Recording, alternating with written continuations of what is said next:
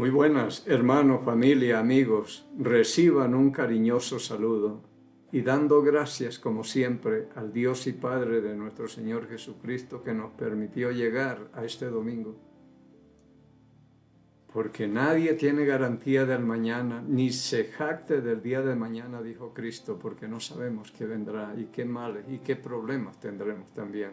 Así que vivamos al día, porque también está el tiempo para ir de día a día, o un día a la vez, como dicen por ahí en una canción. Porque no sabemos cuál será el día determinado y quién sabe si estemos hablando el último y no sabemos, pero cada vez, cada día es un milagro que Dios nos permita estar entre los vivos todavía y poder hacer algo para Él que es también muy, muy importante, esperando que ustedes estén bien y que estén leyendo la palabra también, porque como les he dicho, si yo logro colocar en mente y corazón el hábito piadoso de leer las Escrituras, ha valido la pena todo esto. Porque yo disfruto tremendamente leyendo estas Escrituras. Parece que estuviera empezando con ese primer amor que uno quiere conocer de todas estas cosas de Dios.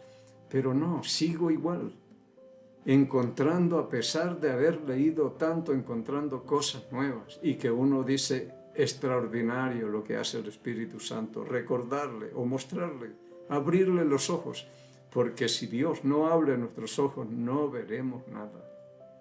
Si no abre nuestros oídos no oiremos nada. Si no abre nuestro corazón, como lo hizo en el capítulo 16 con Lidia, para que entendiera, estuviera atenta a lo que Pablo hablaba, nosotros tampoco entenderemos ni estaremos atentos. Y si Él no abre nuestro entendimiento, nosotros perdemos el tiempo aquí también. Eso siempre es lo que yo le digo, Señor, abra mis ojos y miraré las maravillas de su ley. Abra mis oídos para escuchar su voz. Abra mi corazón para estar atento a lo que usted habla y abra mi entendimiento para poder comprender las verdades eternas que hay aquí para nosotros. Porque si Él no lo hace, mire, podemos ver por los evangelios cómo les parecía locura las cosas, no las podían entender porque esas cosas estaban veladas. Hasta el capítulo 24 del Evangelio de Lucas, en la resurrección, les abrió el entendimiento y entendieron todas las cosas. Y si Él no hace eso con nosotros, aquí no hacemos nada. Todo depende de Él. Yo pienso que si el caso de Balaam, este profeta que lo contrató Balac para que maldijera al pueblo de Israel, por allá en el capítulo 20 en adelante, algo así del libro de Números, que está la historia. Iba en un asna, dice, y el asna no caminaba y él lo que hacía era azotarla, dice la palabra, hasta que llegó un punto como un embudo y le lastimó la pierna y todo lo demás a Balaam, y dijo, si yo hubiera traído una espada te mato aquí, porque no caminaba esta asna. Y de pronto Dios abrió los ojos de Balaam y vio al ángel de Jehová que estaba ahí. Pero aún esa burra veía al ángel de Jehová. Pero si Dios no le abre los ojos a Balaam y a mí y a usted y a todos, no vemos nada. La solución puede estar ahí. Yo pienso cuando iba el pueblo de Israel por el desierto y llegaron cierta agua y llamaron Mara porque era agua amarga. Nos has traído es para esto 3 días y nosotros con sed y ahora encontramos agua pero es amarga. Y dijo Dios, mire, ahí al lado tuyo hay un palo, hay un tronco, alguna cosa. Coja eso y échalo allá. Pero si Dios no abre los ojos y le dice, ellos se mueren de sed, cuando estaba la solución ahí. Agar también, la mamá de Ismael, el hijo de Abraham, que tuvo que huirse porque no soportaba a Sarai, y se sentó ahí a ver cuándo se moría el muchacho y le faltó el agua y todo, hasta que vino el ángel de Jehová y abrió los ojos y vio todo lo que había ahí, pero nos estamos muriendo y ahogando acerca de la fuente, porque si Dios no abre nuestros ojos, nuestros oídos, nuestro entendimiento, nuestro corazón, no pasa nada con las Escrituras. Esto es muy, muy importante. Por eso hay que depender del Señor para estudiar, para leer, memorizar y hacer lo que tengamos que hacer con la palabra. Si Él no quiere abrir nuestro entendimiento, aquí pasamos todo el tiempo y no pasa nada. Pero bien, seguimos hablando de un mesero, un servidor a las mesas, llamado Esteban, pero que fue hombre tremendo de Dios. ¿Cómo lo usó Dios en una forma extraordinaria? Y un hombre también con las persecuciones y todo lo que se le vino encima por acusándolo falsamente y todas estas cosas, porque eso está escrito. Los que quieren vivir piadosamente en Cristo Jesús sufrirán persecución. Y eso hay que esperarlo y saber que las cosas van a pasar así. Estuvimos leyendo en este caso de Abraham y toda esta cosa que Dios le dijo: ten por cierto que tu descendencia morará en tierra ajena y serán esclavizados por 400 años y saldrán en medio de gran riqueza, que ya vimos lo que pasó en Egipto con ellos. Ahora llegamos acá en el Hechos capítulo 7 versículo 8 y le dio el pacto a Abraham, el pacto de la circuncisión, y así Abraham engendró a Isaac y le circuncidó al 8º día, e Isaac a Jacob y Jacob a los 12 patriarcas. Padre Santo, en el nombre de Cristo nos acercamos, Señor, pidiendo siempre su ayuda, que nos abra nuestros ojos, oídos, corazón, mente, para que podamos entender algo de la palabra de Dios y no estemos desperdiciando todo esto, Señor, porque todos dependemos de usted. Hay 3 cosas que son importantes, que separado de usted nada podemos hacer. Sin usted nada somos, y que todos dependemos de usted, consciente o inconscientemente. Aquí no se mueve nada si no es por usted, Señor, y bueno es aprender y tener esta dependencia, reconocer que usted es todo para nosotros. Y si usted quiere, nos ayudará a entender lo que vamos a leer hoy, y si no, eso quedará velado. Algún día lo entenderemos, tal vez. Pero por eso lo buscamos y lo necesitamos, Señor. Y que el Espíritu Santo que usted ha hecho morar en cada creyente, como dice la palabra, Él sea el Maestro que nos enseñe, nos recuerde y nos guíe a toda la verdad, pidiéndole y agradeciéndole estos favores, por el nombre y los méritos de Cristo, el Señor. Entonces Dios le dio el pacto de la circuncisión. Tienes que circuncidar a tus siervos comprados, nacidos en casa, todos. Y Él también, y circuncidó a Isaac, a Ismael y todo. Y Él cumplió el pacto que Dios le dio. Y Cristo también, y tenían que circuncidarlo a los 8 días. Otros lo circuncidaron ancianos, como el mismo Abraham. Pero Cristo también a los 8 días, siguiendo y cumpliendo ese pacto de Abraham también, porque Él venía aquí a sacrificarse, más que todo era por los incircuncisos, que somos nosotros los gentiles. Entonces cumplió ese pacto. Luego pasa Esteban, está respondiendo la pregunta que le hizo el sumo sacerdote en el capítulo 7, versículo 1. El sumo sacerdote dijo entonces: ¿es esto así? Y él empezó a darle todo un repaso del Antiguo Testamento, las cosas que el Señor ha hecho con su pueblo y todo esto. Llegamos Hechos capítulo 7, versículo 9. Los patriarcas, movidos por envidia, vendieron a José para Egipto, pero Dios estaba con él. Esto, yo siempre digo, tenía que darse. José tenía que estar en Egipto. ¿Y a quiénes utilizó Dios? A sus propios hermanos. Dice acá, y los patriarcas, movidos por envidia, vendieron a José para Egipto pero Dios estaba con él. Esta historia se desarrolla en el capítulo 37 del libro de Génesis. Y José, dice la palabra que José informaba a Jacob de todas esas malas cosas que hacían los hermanos. Hay un montón de medio hermanos. 13 personas, nacidos de 4 mujeres diferentes. Porque hay una muchacha, Dina, la que no se mienta, no se nombra para nada. Entonces, digamos, como dicen acá, todo un poco de malcriados haciendo cosas y todo. Pero como José no se alineaba con ellos, ni estaba de acuerdo, venía y le decía a su papá, papá, esto están haciendo mis hermanos por allá y todo eso. Entonces le cogieron envidia y lo aborrecían y no le podían hablar tranquilamente. Después José tuvo sueños y les dio la interpretación y peor, bueno, él les decía, esto fue lo que soñé y se cumplió también en Egipto.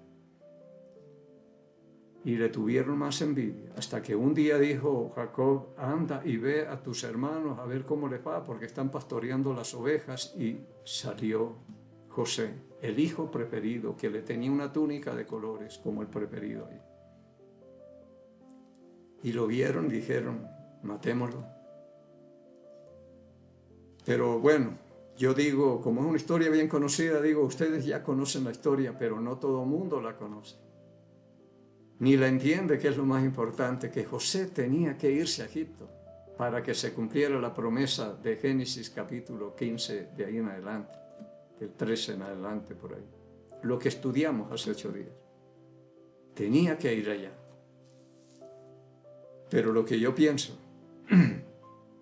si Dios le dice a Jacob, para que la profecía de Abraham, que le di a Abraham, se cumpla, tiene que irse José para Egipto. Yo creo que voluntariamente no lo iba a dejar ir, y por algo Dios utiliza la familia, y lo hicieron salir y todo, y lo llevaron, lo tiraron a la cisterna, estaba vacía, no había agua. La intención era matarlo. Pero pasaron los madianitas, unos mercaderes, y se lo vendieron en 20 piezas de plata, y se fue para Egipto. Porque voluntariamente nosotros no hacemos las cosas. Y Dios tiene que valerse de estos medios para poderlo sacar. Y Dios estaba con él porque esto era plan de Dios. Cuando no entendemos, empezamos a juzgar a Jacob, a sus hijos y a todo esto. Pero no, Dios está con Jacob, está con los hermanos de José, está con José, y se está cumpliendo la profecía, y José fue a parar a Egipto. El versículo 10 de Hechos 7 dice, y le libró de todas sus tribulaciones y le dio gracia y sabiduría delante de Faraón, rey de Egipto, el cual lo puso por gobernador sobre Egipto y sobre toda su casa. Mire lo que tenía Dios preparado para este muchacho. Sale de 17 años y según este versículo 10, me imagino que cuando ya está frente a Faraón, ya está de 30 años. Ya han pasado 17 años de estar él en Egipto aquí. Y Dios le dio gracia y sabiduría delante de Faraón y Potifar, aquel que lo compró. Era un trabajador, yo vengo hablando de eso del trabajo, excelentes trabajadores, que Potifar no se preocupaba de nada, de todo lo que él hacía, solo de la comida. Pero lo puso de mayordomo de su casa, de sus fincas, de su ganado y de todo. Y Potifar veía que todo lo que José hacía, Dios lo bendecía, y fue un hombre de bendición para Potifar. Después Dios utiliza a la mujer de Potifar, que se enamoró de él y le insistía tanto que durmiera con ella y todo lo demás, hasta que José salió corriendo de ahí y dejó una chompa o no sé qué dejaría allí. Y esto tenía que ser así. Cada uno está desempeñando un papel en esta película, pudiéramos decir. Entonces la mujer hizo que José huyera. Lo supo Potifar y lo mandó a la cárcel donde José tenía que estar, porque ahí venía el hombre clave para que todas las cosas se dieran y pudiera él llegar frente a Faraón. Y lo mandó a la cárcel y el carcelero no se preocupaba de nada. Todo le encargó a José, extraordinario. Y hasta que llegó frente a Faraón. Como digo, esa historia está aquí en la palabra de Dios, acá atrás. Pero, a ver, leamos un poquito acá de lo que dice más en el capítulo 7. En el versículo 11 dice: vino entonces hambre en toda la tierra de Egipto y de Canaán, y gran tribulación a nuestros padres, no hallaban alimentos. Cuando oyó Jacob que había trigo en Egipto, envió a nuestros padres la primera vez. Eso está por acá en Génesis capítulo 41. Escuchó Jacob y dice: ¿qué estamos haciendo aquí mirándonos la cara? Vamos a morir de hambre, anda para Egipto. Y todo se está cumpliendo, lo que Dios tenía predestinado ya para todo esto. No hallaban alimento, vino el hambre. Allá es donde tiene el sueño Faraón, y que vio 7 vacas flacas y 7 vacas gordas, 7 espigas muy buenas y 7 otras flacuchentas, y que las vacas flacas se comían a las gordas y no se les notaba. Y las espigas flacas se comían a las buenas y tampoco. Y José dijo: estos son 7 años de hambre y 7 años de abundancia, lo que vienen para acá. Y el hambre ya está haciendo mella en Canaán, allá donde está Jacob. Y la idea es que con el hambre, que Dios está utilizando también para hacerlo salir de ahí. Muchas cosas se vale Dios de muchas cosas para llevarnos al sitio donde Él quiere. Pero si uno no entiende estas cosas, sale blasfemando hasta el nombre de Dios. Cuando oyó Jacob que había trigo en Egipto, envió a nuestros padres la primera vez, y en la segunda vez José se dio a conocer a sus hermanos, y fue manifestado a Faraón el linaje de José.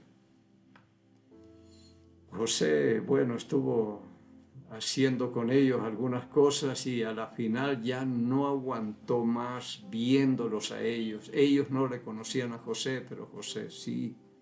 Hasta que hizo venir a Benjamín, y fue una lucha para Jacob dejarlo ir. Dice: José desapareció, lo despedazó una bestia, y no sea que le pase lo mismo a Benjamín, que eran los hermanos. ¿Y por qué le dijeron que yo tenía otro? Pero es que el sueño de José decía que 11 estrellas se arrodillaban ante él, aplicando el sueño. Y allá están 11, falta uno, y tenía que irse Benjamín para que el sueño fuera realidad, se cumpliera tal como él lo dijo. Todo se está dando como tenía que darse. Así que llegó Jacob allá, y Dios le dijo en sueño: Jacob, no tengas miedo de ir a Egipto, y yo estaré contigo, y haré de ti una gran nación, y todo esto.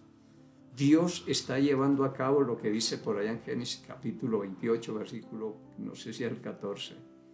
Y no te dejaré hasta que haga todo lo que te he dicho. Y allí es donde lo va a dejar. Cuando entendemos esto, las cosas son diferentes. Entendemos y disfrutamos más la predicación. Entonces, y fue manifestado a Faraón el linaje de José. Y enviando José hizo venir a su padre Jacob y a toda su parentela en número de 75 personas. Y de allá salieron 600 hombres, sin contar lo demás, y mucha gente, después de 400 años. 75 personas. Así descendió Jacob a Egipto, donde murió él y también nuestros padres. Sigue hablando Esteban aquí. Los cuales fueron trasladados a Siquem y puestos en el sepulcro que a precio de dinero compró Abraham de los hijos de Amor en Siquem. Ahí compró Jacob este campo, en Siquem, y se quedó ahí. Y ahí es donde Dina, la hermana, la hija de Jacob, se fue a visitar la ciudad y a ver las mujeres y a noveleriar por allá. Y fue violada por el hijo de Siquem. Y esto trajo tremendas consecuencias, pues creo que es Leví y Simeón, dos hermanos se fueron, engañaron a estos que se circuncidaran para que fueran parte de la misma familia y pudieran comerciar y de todo. Se circuncidaron y dice, al tercer día, cuando había el dolor más tremendo, se fueron y mataron a todos los hombres, destruyeron la ciudad, acabaron con todo, se robaron los animales y todo esto, y las mujeres y todo se llevaron. Y Jacob tuvo miedo. Somos pocos y de pronto por acá se levantan todas estas gentes y ¿qué hago yo? Y yo a veces pienso que el papel de Dina era ese nada más, para hacer salir a Jacob de Siquem e irse a Betel, allá donde Jacob le hizo una promesa y ungió la piedra.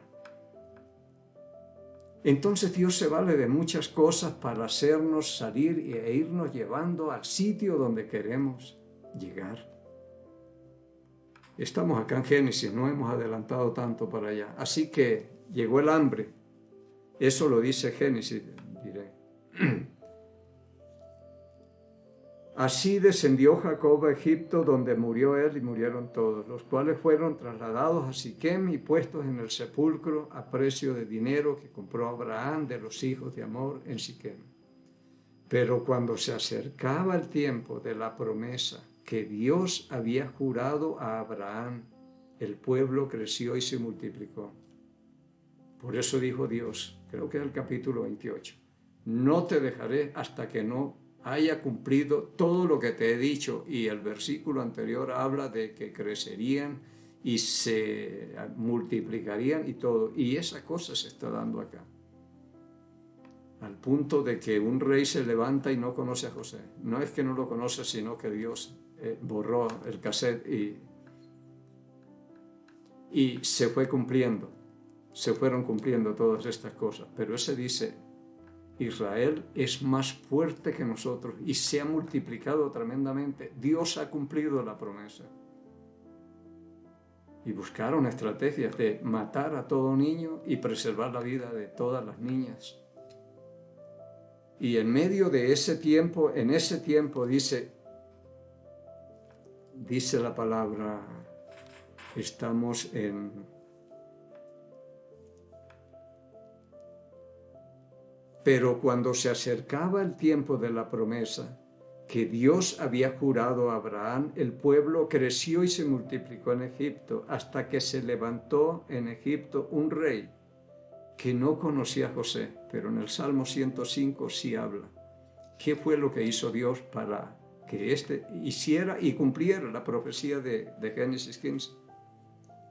No conoció a José. Este rey, usando de astucia con nuestro pueblo, maltrató a nuestros padres a fin de que expusiesen a la muerte a sus niños, para que no se propagase. Entonces, vemos tremendo todo lo que ha pasado acá y cómo Esteban ha explicado todo esto a los sacerdotes que le dijeron, estas cosas son así de las que te acusan. Porque buscaban testigos falsos para poderlo acusar, porque no hallaban. Era gente que tenía un testimonio tremendo y conocían la palabra, y aunque no la conocieran, tenían o eran llenos del Espíritu Santo.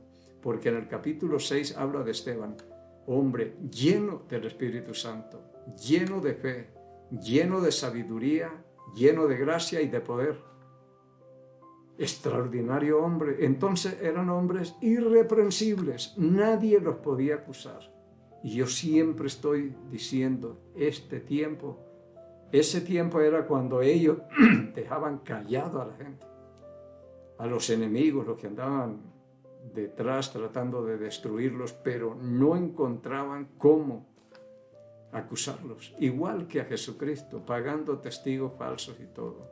Y de Esteban, pues allá Cristo dijo, creo que en el capítulo 22 de Mateo, dijo, cuando ustedes lo lleven ante reyes, magistrados y toda esta cosa, no se preocupen ni piensen qué van a hablar, porque el Espíritu Santo les dará la palabra que tienen que hacer. Así que, aunque Esteban no supiera nada de la palabra, esto se lo está recordando el Espíritu Santo, por eso yo lo busco siempre. Y ha sido de bendición cuando yo entendí todas estas cosas. Así que él les está explicando toda esta historia de los padres y si es que a ellos se les ha olvidado o no han entendido o no quieren entender, porque si entendieran estarían de acuerdo con Esteban, pero lo que tratan es de acabarlo, y estarían de acuerdo con los apóstoles, que viene es una persecución tremenda contra ellos y con Jesucristo. Pero es muy bueno que uno tenga siempre la respuesta cuando la demande cualquiera. Pedro es uno de los que dice que con reverencia y mansedumbre respondamos a todo aquel que demande razón de nuestra esperanza, pero que estemos siempre preparados para presentar defensa, que sepamos qué responder y tengamos la respuesta bíblica. Por algo dijo Pablo en 2 Timoteo capítulo 3 versículos 16 y 17. Toda la Escritura es inspirada por Dios y útil para enseñar, para corregir, para redarguir, para instruir en justicia, a fin de que el hombre de Dios sea perfecto, enteramente preparado para toda buena obra. Y yo veo hombres preparados por el Espíritu Santo. Si vemos a Pedro aquí en el libro de los Hechos, no tiene nada que ver con el Pedro de los Evangelios.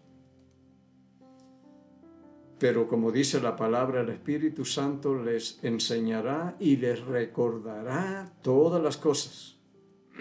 Por ahí en Juan capítulo 14, versículo 23, por ahí. Les recordará y les enseñará todas las cosas. Entonces el Espíritu Santo comenzó a recordar y sacaron todo el repertorio, 3 años y medio, más o menos, andando con Jesucristo, viendo y oyendo cosas extraordinarias, y eso estaba ahí almacenado, era cuestión de ponerle las pilas y que siguiera rodando el cassette. Y son hombres extraordinarios, y lo que hablan dice uno, pero ¿cómo? Pero ahí estaba eso guardado. Yo pienso, y he dado testimonio, que cuando salí del instituto bíblico donde me preparé, después de años, porque yo llevé bastantes años, no sé si fueron 6 o algo, y yo salí en blanco. Yo no tenía conocimiento de nada cuando me metí ahí, empezaba así que todo era nuevo, pero esas cosas quedaron ahí guardadas, lo de los años de estudio, y que apenas corriendo era para responder las preguntas y pasar los exámenes y todo. Ese era mi propósito, pero después salí, yo decía, vacío. Pero el Espíritu Santo cogió eso que estaba ahí almacenado y empezó a sacar. Esa es la obra del Espíritu Santo, a recordar, a enseñar y a guiar a toda la verdad. Y por eso yo siempre lo necesito, porque ha sido mi mejor maestro. Muy bien. Vamos a dejar por ahora así y luego vamos a coger la historia de Moisés, otra tremenda historia que ya le contó la de José, que hoy hablamos a grandes rasgos lo que sucedió con este muchacho de 17 años y dónde fue a terminar y de qué cosas se vale Dios para cumplir sus promesas y su palabra.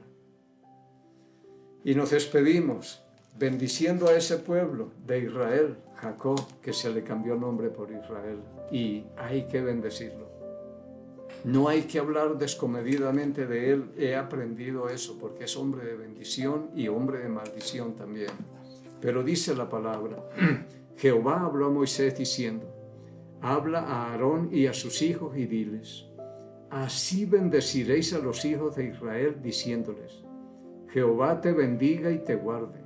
Jehová haga resplandecer su rostro sobre ti y tenga de ti misericordia. Jehová alce sobre ti su rostro y ponga en ti paz. Y pondrán mi nombre sobre los hijos de Israel y yo los bendeciré en el nombre del Señor. En el Salmo 122, versículo 6 dice la palabra: pedid por la paz de Jerusalén y sean prosperados los que te aman. Amamos a Jerusalén y pedimos por la paz de Jerusalén. Pedimos por aquellos países donde alguno de nuestros familiares se encuentre, en mi caso Colombia. Y bendecimos al Ecuador donde Dios me tiene, el mejor, y a nuestro presidente Daniel Noboa, sabiduría y prudencia que necesita él para gobernar. Y bendecimos al Estado de Israel en el nombre de Jesús Nazareno, el Rey de los judíos, y el pueblo del Señor dijo: amén.